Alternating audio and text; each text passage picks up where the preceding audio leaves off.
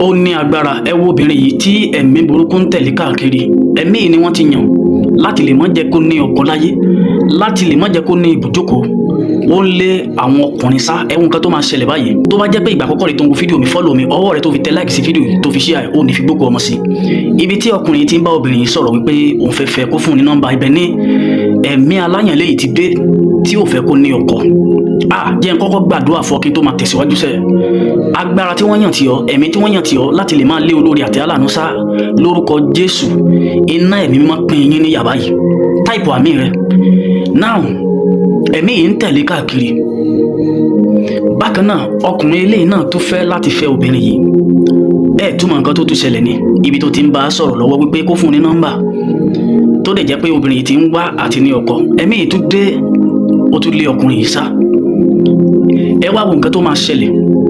Nǹkan kan máa ṣẹlẹ̀ náà báyìí.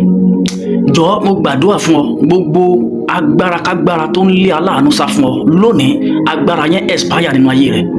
Káì. Obìnrin yìí ń wò pé kí ló ń ṣẹlẹ̀? Ó ti sú, ó ti ròpin. Ṣùgbọ́n síbẹ̀síbẹ̀ náà ó tó wá di ọjọ́ kejì. Ó tún lọ torí ó ti tó àkókò tó jẹ́ pé àdúrà yẹn ti gbà, ṣùgbọ́n àwọn ẹ̀mí kan wà tó tún ti kíni tó fẹ́ máa dàbàrú àdúrà yẹn mọ́ lọ́wọ́. Ṣé wá rí ọkùnrin yìí? Ó bá sọ̀rọ̀ wípé òun fẹ́. Ǹjẹ́ kí ló ṣẹlẹ̀? Ẹ pàdé mi ní part 2. Màá ṣàlàyé nǹkan tó máa ṣẹlẹ̀ fún wa báyìí. Ẹ̀mí yẹn máa dé, ṣùgbọ́n ẹ wo nǹkan tó máa ṣẹlẹ̀. Mo máa ṣàlàyé fún yín ní part 2. Mo gbà á ní àdúrà pé ẹ ò ní ṣe lásán. Ẹ padà wá fún part 2 fún apá kejì. Ó yá, God bless you.